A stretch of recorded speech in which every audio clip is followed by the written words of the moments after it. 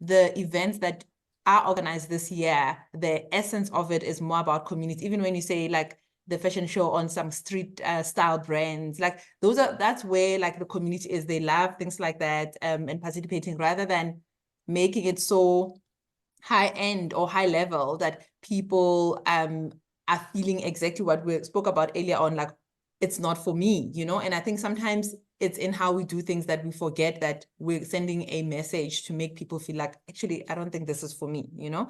So I like that. I don't know if you guys want to elaborate on, was it a conscious effort of saying, let's treat the event, let's open the gates to citizens, you know, not consumers, not women, not men, but just us as citizens. Leandra? Yeah, I think it's very intentional. I think it's part of our ethos. It's almost inherent to how we make decisions. I feel really strongly, and I think this is something that we speak about often, is that, consumers, even the phrase, like, or the concept of a consumer, it's a very passive role. Yeah.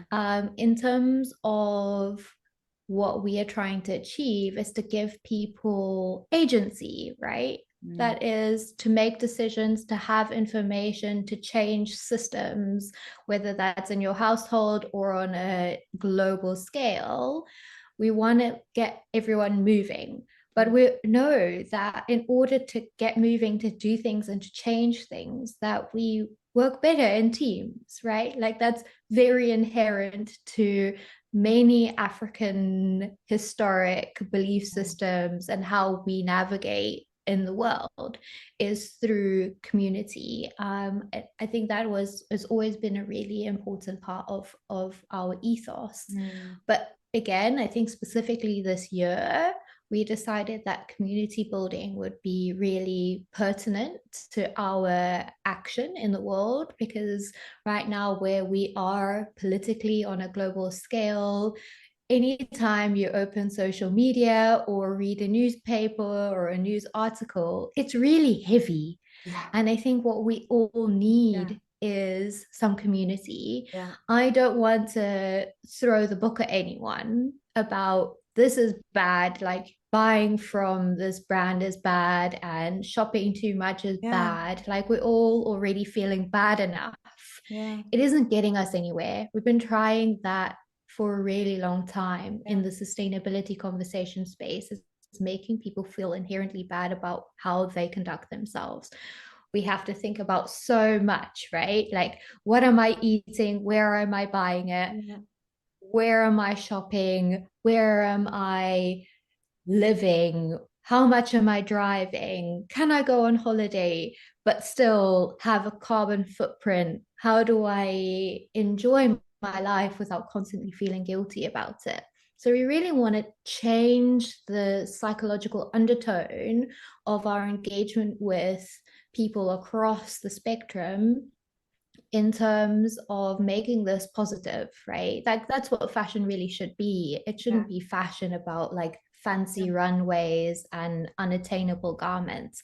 It should be about expression of identity and participation for everyone to be able to express themselves, have fun, and be creative. And the moment that we forget that, we lose all the magic of what makes this enjoyable. So I think that was really a big part of our campaign this year, but also just as part of our identity as an organization. Yeah, I truly believe in that so much, Leanda, and that's why for me, like, what you said about it's not about blaming this brand or blaming that brand or constantly being stuck on the issue about brands. Yes, I think there's room for that, but I think exactly what you said, where the world is now, perhaps we should also be progressing the argument and the debate. It really is, for me, comes down to, what you want to do as a person, like what do you want to eat? What do you want to wear? How much do you care about yourself as a human being? And then making decisions from then onwards. And what you said also about how people love fashion, and I've just, for me as someone who's like a stylist and I'm so obsessed with fashion, people love fashion. And so we have to almost figure out how to, dance with this two love of loving fashion and also loving the planet and wanting to do well. it's like it's a difficult one to manage, you know. Sophia, I don't know if you want to add onto that. Yeah, and I mean, I think Leandra touched on it really well, but Mm. I think maybe just to reiterate that, like, we also really just want to also cultivate more third spaces, or at least that's something I'm quite interested in as well. And that's also potentially what we've been trying to do with the Mendon Public Day, that it is about bringing people together and also learning from each other with regards to, you know, anything to do with sustainability. It is about collaboration, it's about community, and this is not like, you know, new concepts, as Leandra mentioned. So it's really just for us to also get a sense more of like what, you know, what are people interested in learning, and how can we as a space like cultivate that. Yeah, because we also, like, we don't want people to feel guilty, we want them to feel empowered, and we want them to recognize that there are different ways to, you know, to consume fashion and make their make their clothes last longer, or express themselves and still feel, you know, creative and love their clothes and the planet. But they're not mutually exclusive, that it can be done, and we just need to find ways to do that. And we can't do that alone in our small team of Fashion Revolution South Africa. We need everybody a part of that conversation, so that is actually relevant to like the future of South Africa, and like future leaders and future citizens as well. So and so just looking back, what are some of, you know, the highlights for Fashion Revolution that you guys feel like you've achieved in the last couple of years, for someone who hasn't been keeping an eye on the space? For me, it's always seeing what young people produce. I mean, this is very personal to me because I work with fashion students quite a lot. And one of the projects that we've been running a few years in collaboration with Cape Town Peninsula University of Technology is an annual upcycling fashion show. There are other partners involved, and I'll happy to give them all credits in your notes. And it's grown year on year, but it's always so exciting to see what the students create and how this project has now become a core part of their curriculum. And seeing the entire team in terms of the lecturing staff get involved and all the support from the other faculties when the students finally do their showcase of their collections has always been for me the real highlight, because it's where creativity really shines. The students get dead stock or from fashion brands, and they work in teams to create 2 looks, and it's always so exciting to see what you can do when you start with very little, with a little help from your friends and a bit of time pressure. It's always been really an exciting project for me. So they're running it this year, but it's a little bit later than Fashion Revolution Week, but it's very exciting. But yeah, I think the other thing for me has just been how the conversation has shifted. I think that I've always felt a bit frustrated with having sort of conversations that are just at the starting block of the sort of basic building blocks of how to do things differently. Whereas now we're getting to a place where we can have conversations about the underlying motivations of how and why we do the things that we do, which I find personally really interesting. Like even in my own journey, trying to find the balance between loving fashion but wanting to do better. I recognize that the psychological underpinning of why I consume and how I consume is really core, and I can start having those conversations publicly now, whereas 5 years ago it was still, yeah, no, the system's kind of broken, was still the conversation. So I think that's really exciting for me. And Sophia, in closing? I mean, for me, I think one of the biggest things that I've been excited about is just us being registered as a legal entity, because that just gives us so much more like weight to the work we're doing. And I really feel like it's going to open up more opportunities for us as a movement. So for me, that's been like the biggest milestone to get to that point, and all the conversations that had to happen for us to get there. But all the things that still need to be done for us to go forward. Like, it's a huge amount of work. And I think I kind of get stuck in a lot of that kind of operational things that are going on. And so I don't get the opportunity to think of all the fluffy, nice things and the conversations, which is unfortunate. And so I'm really hoping that through Fashion Revolution Week, I can be more a part of those conversations, to hear what people are thinking about and what are they looking to do and how we can support that. But I think also just seeing the interest in our space, that as much as people don't know about us, there are a few people who are finding out about us, maybe through our increased presence, like on social media, and like how we've been, marketing our events. We've been getting a lot of interest. Our volunteer base has grown. So it does also feel more positive when people are recognizing the work you're doing and the role that Fashion Revolution South Africa plays locally, and wanting to be a part of that, I think is really like exciting for me as well. Yeah. No, thank you and you so can never much. have too many hands on board. So if anyone else is still keen, we're always happy to have more hands, more people, more perspectives, as a part of this movement.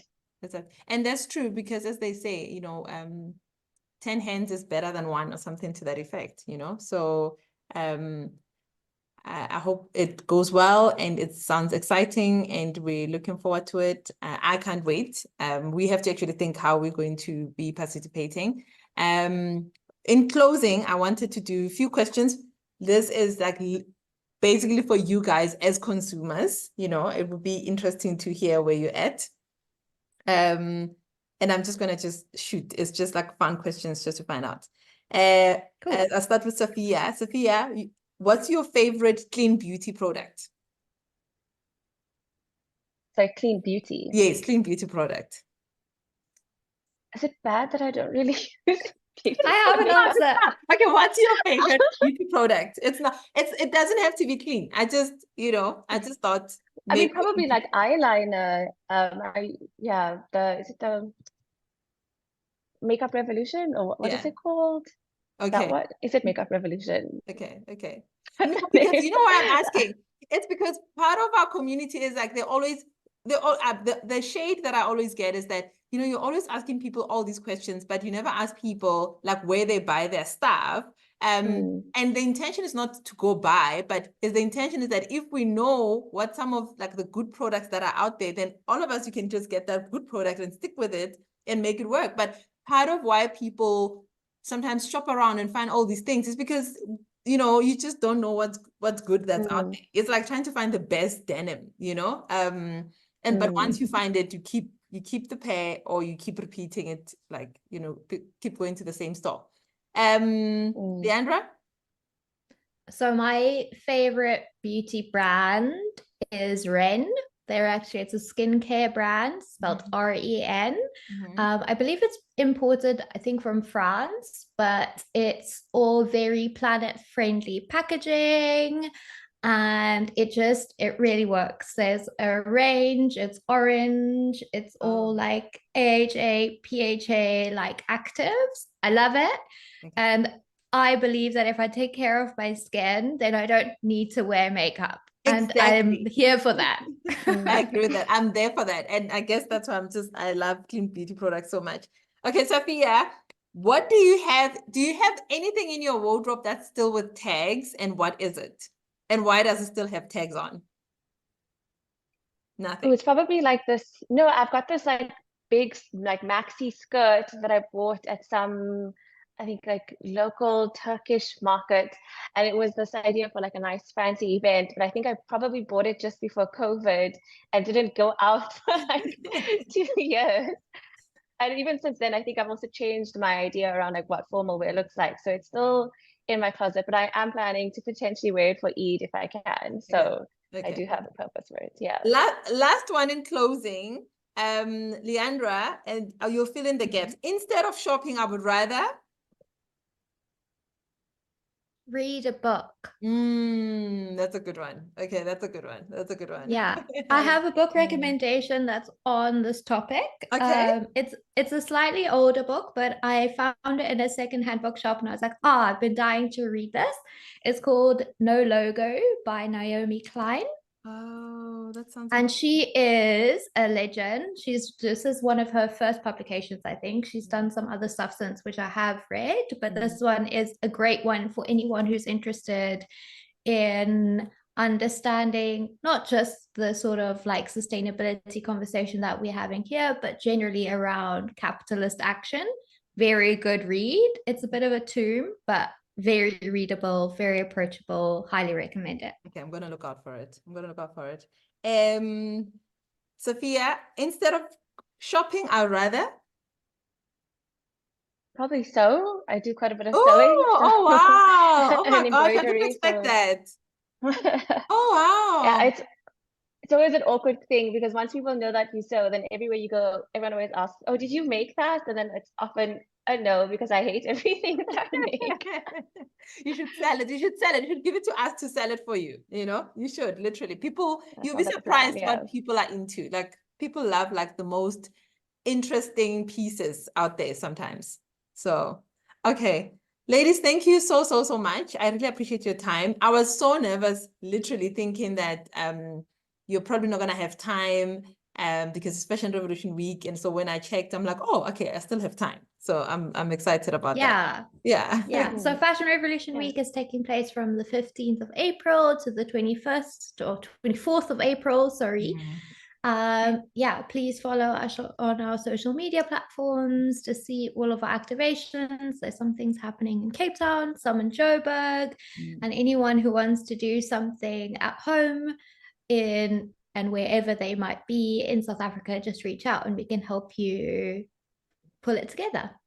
And if they want to get in touch with the South African South African Fashion Revolution office, where do they get hold of you guys in terms of your website? Yeah, so we have got our own space on the fashionrevolution.org website. So if you go to countries, you'll see there's the South Africa link. It's got our pretty faces on the page. And if you email that, it will get sent through to us. All right. Okay, perfect. Thank you so much. All the best. And I hope this year it's like even bigger and better. And you have like a whole lot of data to use for the next one, or just to know where the space is at in terms of consumers and citizens and women and men and grannies and everyone who's out there who is wearing fashion and they don't know what to do with it. Thank you.